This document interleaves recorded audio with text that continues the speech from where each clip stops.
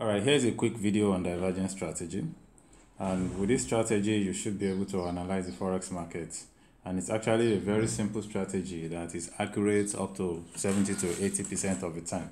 So it's a really good strategy for a beginner.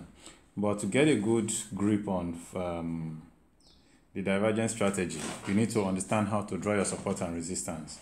That's one. Secondly, you also need to understand price action so that when you see a double bottom, when you see a head and shoulder, when you see a double top or W or M formation, you'll be able to understand this. And when you see these ones, it's an indication of some activities going on in the market that might be significant for your success in the trade that you're about to take. And that's the reason why I'm going to do this video. So I'm going to start with, I won't be doing much on price action because there are books that I have in my library which I have released to you on price action. If you don't have access to my library, let me know so that I can send you the link to it.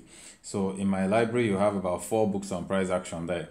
You might want to go back and go through those books so that you understand price action. Now, secondly, the other thing is support and resistance, and I'm going to give you a very simple strategy to draw your support and resistance so that when you have that, you'll be able to move along quickly. So let's get straight into it. I'm going to get off of this Scrabble pad right now and go grab my MT4 platform. So I am back on my desktop, on my dash, whatever, what is this called? Wallpaper. And I need to turn on my turn on my Wi-Fi and connect to my hotspot because I'm doing this on my tab so it can be clearer. Now, I would have done this on the system, but I need to do it on a device that is as close to your own as possible so that you understand that you can also do this on your mobile devices too, okay? So you can do this on your mobile devices too. So having said that, let me quickly grab my MT4 now. Where's my MT4? Okay, so MT4, I have a chart here. This is Euro USD.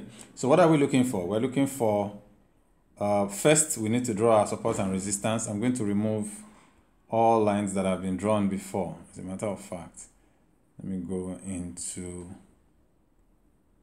okay, and be sure that there are no, okay, they still have a few lines there.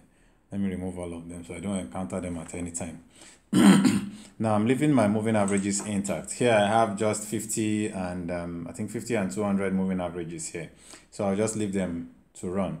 Now my RSI is a basic RSI default setting. So it's very simple to put in. I'm going to remove it and put it back later so that you know how to bring in your RSI. Let me also hide currency pairs for the moment.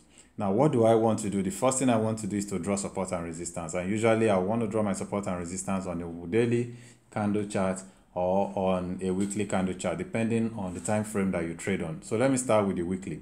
What I want to do here is to look for the high of the previous week and the low of the previous week, okay? The high of the previous week and the low of the previous week. And that is this second candle here. This candle right here is my previous week. That's white candle, small white candle there is my previous week. Now, the next candle is the week before, and then you also have the week before that, and so on and so forth. So every week, that is what you see. Now, sorry, I need to clear. I don't know, I find it difficult to clear these guys. Okay.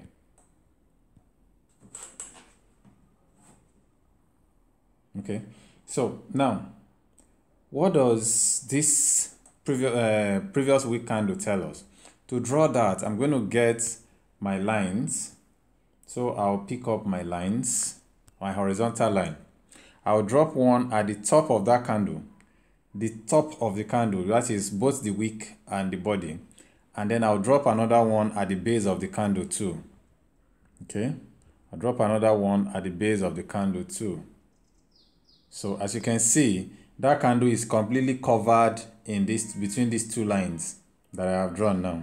Between these two lines, I have that candle completely covered. Now that gives me the high of the previous week and the low of the previous week. These are very significant areas for me. Now I've drawn the support and resistance for last week.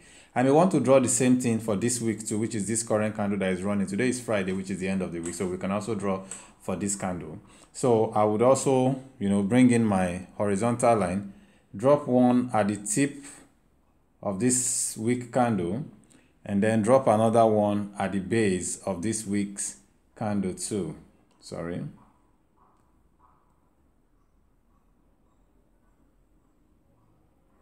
Okay, so now we have the top. I think I should change the color of these ones. Edit it and change it to blue. If you want to edit it, just double click on the line. Okay, that will give you the option to edit at the top here. So you can change it to whatever other color you want to change it to. So I know that blue is for this week and red is for last week. Okay, that's just me anyway. You don't necessarily have to do that all the time, but I just prefer it that way. Now when I now go back to my lower time frame, say 4 hours now, I will be looking for activities around these lines that I have drawn. And if I go back in time long enough, you realize that along those areas there are several activities that happen. If you look at this, see this here. Can you see the activities here? Can you see the activity there? Can you see this? So as you can see, can you see that?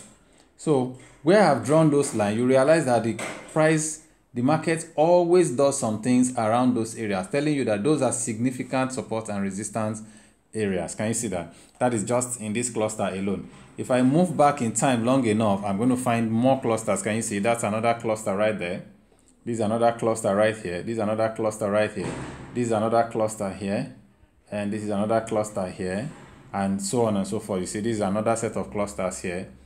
And you just keep seeing those activities. This is another one here. You see there's an uptrend, then a small bearish candle telling you that the market paused at that point before it moved on again. So those are significant areas now on the 4-hour time frame. Now if I switch to a smaller time frame as well, say to 1-hour time frame, you realize that those areas are still very significant, though the gap is not that much. I mean, the distance between them is not that much, but you find the market moving within that range. If it takes up from a previous low, is going for the high of that week, which is this point. If it breaks from that point, it either breaks that high or it goes for the previous one. So it forms a newer low here and then forms a newer high up there, and it keeps going within that range. Now once the market breaks out of that point, then you know it's taking off. If it rejects off that point, then you know it's going for the high of that same period. So when it rejected at this point, we're expecting it to keep going for the high of the same week that we had before.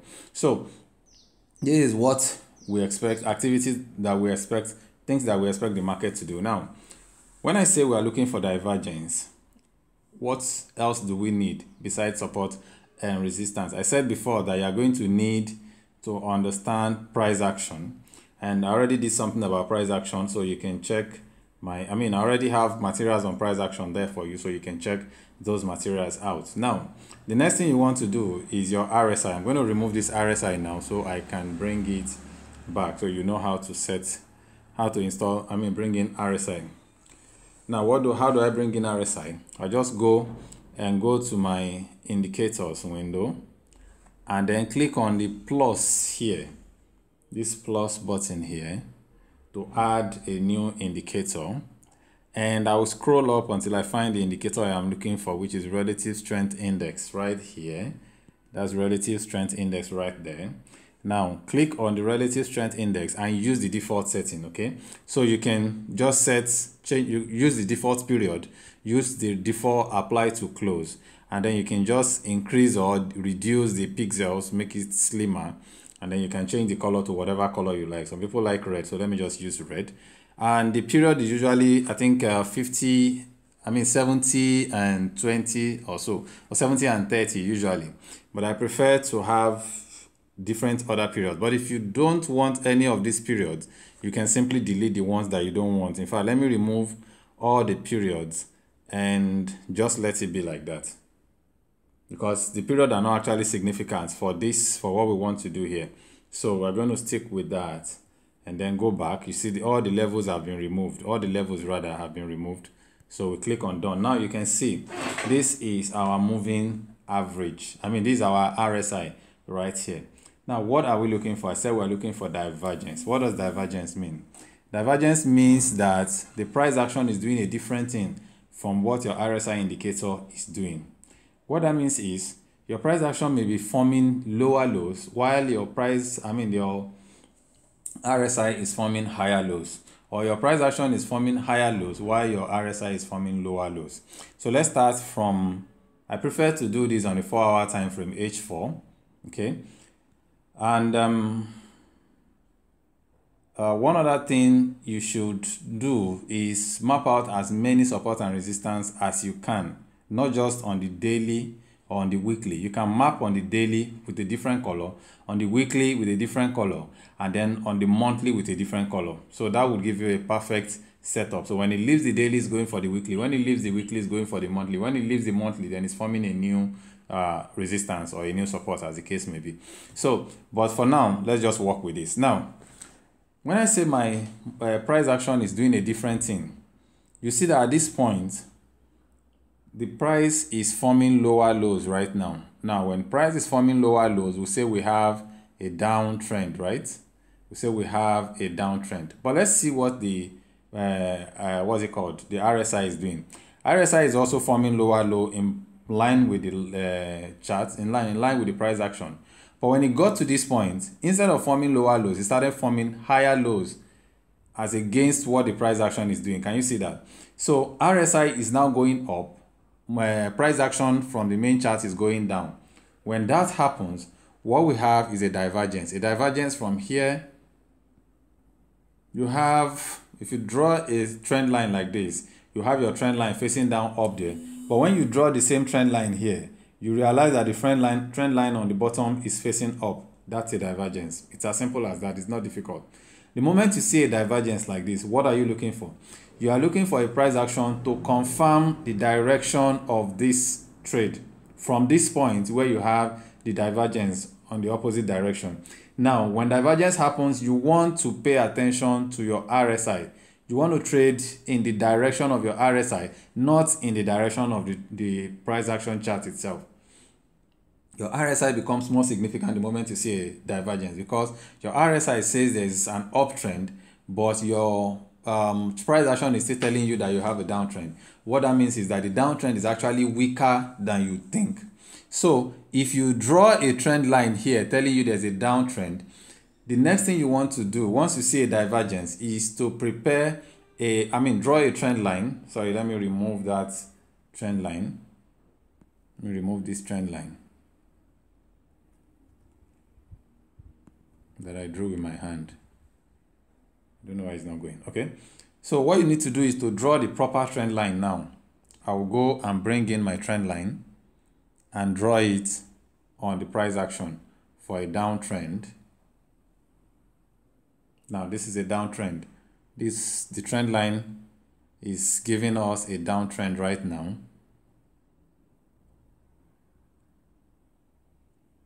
I don't know why this tab is stressing my hand like this. Anyways, so we have a downtrend and it's been maintained, but our RSI is telling us there's an uptrend. So let me also bring in a trend line for the RSI too, so that you understand when I say we have a downtrend and we have an uptrend. Can you see this now? So on the RSI we have an uptrend. Can you see? It's obviously an uptrend. This one is lower than this point. This point is lower than this point. But this is a downtrend because this point is higher than this point. So you see the difference between them. It's converging in the middle, or maybe a convergence, whatever you want to call it. But I just call all of them divergence. They divert away from the norm. Now, the moment you see this, you want to trade in line with the RSI. What does that mean? You want to be looking for buy opportunities. And what does a buy opportunity mean? You want to look for an opportunity where the market breaks out of the original trend line that it has been following. This trend line that it has been following, you want the market to break out of it. And when market breaks out of it, like it has done at this point, you look for buy opportunities. So you wait for a retracement, which is the safest thing to do. Wait for a retracement to the closest support or resistance, which is this point here. That is this point. Wait for a retracement to the closest support and resistance, and that happened here. The moment you retraced and rejected off that support and resistance, you enter a buy. if you enter a buy at this point, we are expecting a buy that will span one, maybe two or three up picks like that. So Euro USD is still going to be buying for some time now. Right now, it's just having a little retracement back to the 50 EMA. But the second, which is our first TP, first TP will be here. Second TP will be our 200 EMA, and third TP will be about 50 point PVs. I mean 50 TPs, 50 points away from our 50 EMA. Do you understand that now? So this is how I analyze the market using divergence to trade and make simple profits. Now, this is pretty easy. If you look back in time, you realize that divergence has been happening all over the place. Let's see the last time market changed direction heavily. Take a look at this place. From here to here is a heavy uptrend, but from here to here is what? It's just a sideways trend or downtrend going if you look at it closely. And you keep seeing that everywhere. Look at this too. From here to here, we have a heavy downtrend. But at this point, what do we have? An uptrend. And what happens immediately after that? The market started going up. So keep going back and keep checking. You just always find that same movement there. So sometimes it might actually take 2 or 3 attempts before it finally breaks that point. Like here now, as it is right now, this market could actually still pull back to somewhere around here before it takes its move.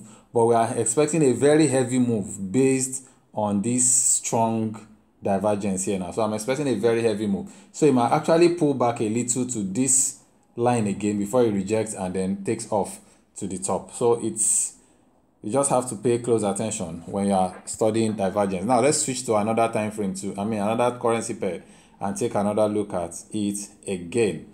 So let's look up here. Okay, we have uptrend and finally we have it breaking off and falling away at last. So just look through your charts. You're going to be encountering it over and over and over again. But one more thing you should look out for. If you find a divergence, the easiest trade to take is when you have a divergence and then you have a price action giving you a head and shoulder, maybe something like this. After that, just wait for this second shoulder to finish forming and reject, then take your trade at any point in this time.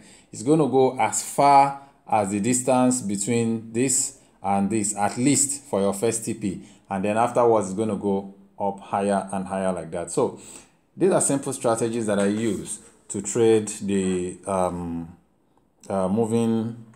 to trade divergence. And divergence is actually fun to trade, especially when you understand price action and support and resistance very well. So if you haven't read any of the books on price action in my library, please go ahead and do that immediately.